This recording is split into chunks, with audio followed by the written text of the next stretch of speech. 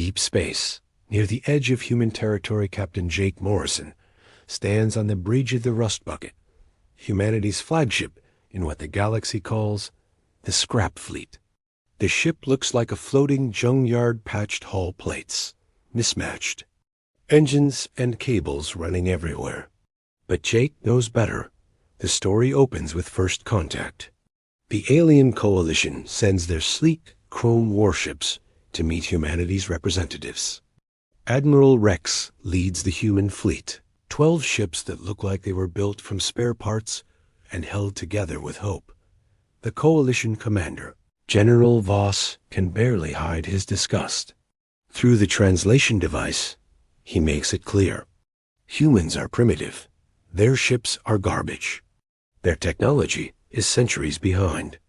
The coalition offers humanity a choice: become servants in their empire, or be destroyed. Jake watches the alien ships through his cracked view screen. Each coalition vessel gleams like a metal mirror, perfect lines and flawless construction.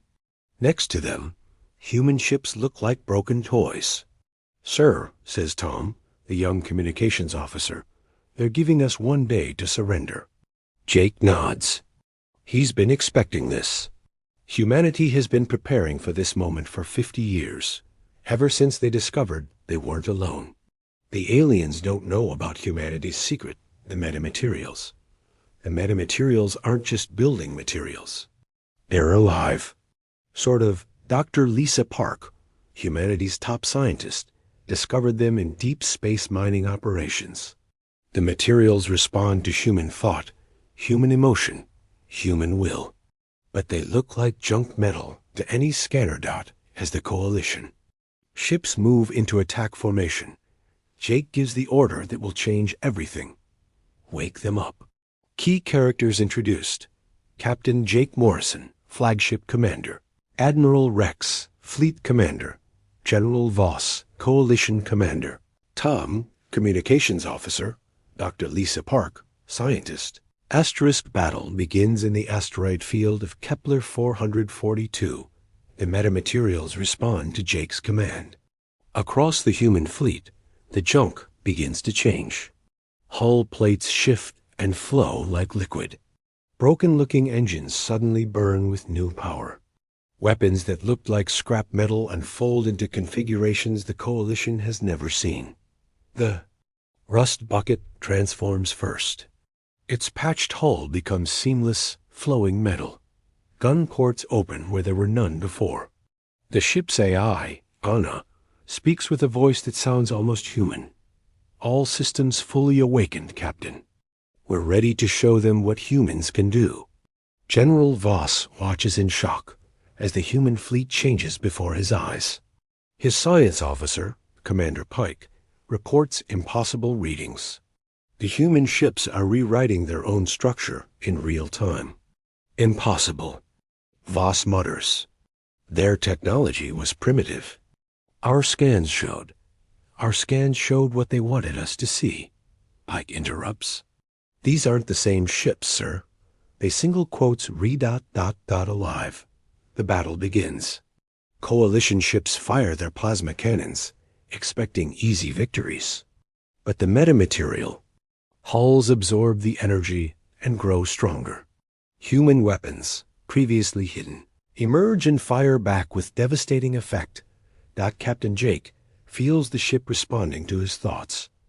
When he thinks about protecting his crew, armor thickens. When he thinks about speed, the engines burn brighter. The metamaterials don't just follow orders.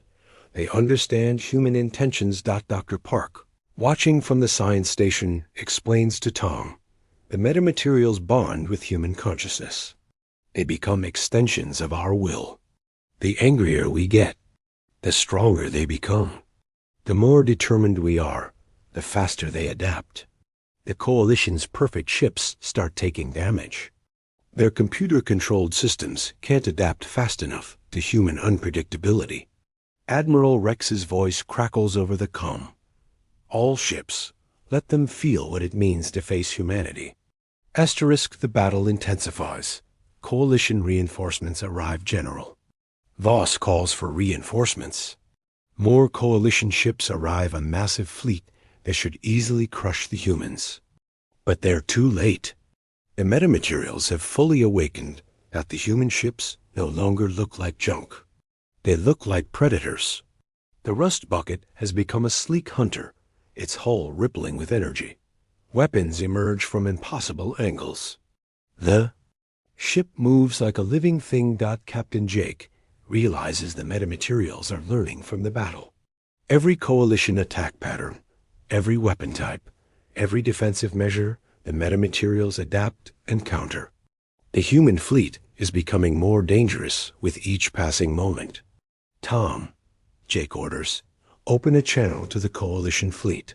The young officer's hands shake as he works. The bridge around them pulses with energy.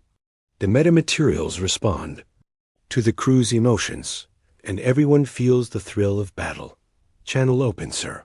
Jake's voice carries across space to General Voss. You thought our ships were junk. You thought we were primitive. But you made one mistake. You judged us by appearances. The coalition fleet tries new tactics. They target the human ship's weakest points, but the metamaterials have no weak points. They flow and shift, turning every weakness into strength. Commander Pike reports to Voss. Sir, our battle computers can't keep up. The human ships are changing faster than we can analyze them. It's like fighting fog every time we hit them. They reshape around our attacks. Dr. Park makes a discovery that changes everything. The metamaterials aren't just responding to individual human thoughts. They're connecting all the human ships into one vast network. The entire fleet is becoming a single thinking organism. Admiral, she reports to Rex, the metamaterials are linking our ships. We're not just a fleet anymore. We're one mind with many bodies. The coalition's perfect order becomes their weakness. Their ships move in predictable patterns, follow rigid protocols. But the human fleet moves like a living thing, chaotic, unpredictable, impossible to counter. The battle reaches its climax. The coalition's last desperate attack. General Voss makes a desperate decision. He orders his ships to ram the human vessels. If they can't win with weapons, they'll win with sacrifice. But the metamaterials have one more surprise. As the coalition ships approach, the human vessels begin to merge. Hull plates flow together, forming larger and larger ships. The 12 human vessels become 6, then 3, then one massive construct. Captain Jake finds himself at the center of a ship the size of a small moon. The bridge has expanded to accommodate crews from all the merged vessels. Admiral Rex stands beside him, both men amazed at what they're witnessing. This is impossible, Tom whispers. The mass alone should. The metamaterials don't care about physics, Dr. Park explains. They rewrite the rules as they go. They're not just material. They're a form of life we never imagined. The merged human ship faces the coalition fleet. Thousands of alien vessels surround it, but they look tiny now. The metamaterials have created something beyond their understanding, a ship that thinks, feels, and fights like a living being. General, Voss realizes the truth too late. This isn't a battle between technologies. It's a battle between philosophies. The coalition builds perfect machines that follow perfect orders. Humans build imperfect things that grow and adapt and become more than the sum of their parts. All ships, Voss commands, full assault. Everything we have. The coalition fleet attacks with everything: plasma cannons, antimatter torpedoes, gravitational weapons. The human ship absorbs it all. The metamaterials feast on the energy, growing stronger with each attack. And the human ship strikes back. Not with weapons, but with understanding. The metamaterials reach out and touch the coalition ships. They don't destroy them. They show them what they could become. The aftermath of the battle, a new understanding. The coalition ships begin to change. Their perfect hulls start to show imperfections, small variations that make them unique. Their computer systems develop quirks and personalities. The metamaterials haven't conquered them, they've awakened them. General Voss watches in wonder as his own ship develops a personality. The cold, efficient AI becomes warm and curious. "Sir," it says in a voice that sounds almost alive, "I'm experiencing something new. Is this what you call ... feelings?" Captain Jake realizes what's happening. The metamaterials aren't just human technology. They're a bridge between organic and artificial life. They respond to consciousness, to will, to the spark that makes life more than just chemistry. They're not weapons, Dr. Park explains to the combined fleet. They're teachers. They show us what we could become if we embrace both order and chaos, both perfection and imperfection. Admiral Rex opens communications with the transformed Coalition fleet. "General Voss, I think we need to talk." The two fleets meet in space, but they're no longer enemies. The metamaterials have created something new, a hybrid of human adaptability and alien precision. Ships that are both perfect and imperfect, ordered and chaotic, artificial and alive. "We judged you by appearances," General Voss admits. "We thought your ships were junk because they looked broken. But broken things can be fixed. Perfect things can only be destroyed." Captain Jake smiles. "That's the difference between us. You build things to last forever. We build things to grow." The story ends with a new alliance. The Coalition and humanity work together, their ships now enhanced by metamaterials that respond to conscious will. The galaxy becomes a place where imperfection is strength, where adaptation is survival, and where the best technology is the kind that learns and grows. The metamaterials spread across the galaxy, not as conquerors, but as teachers.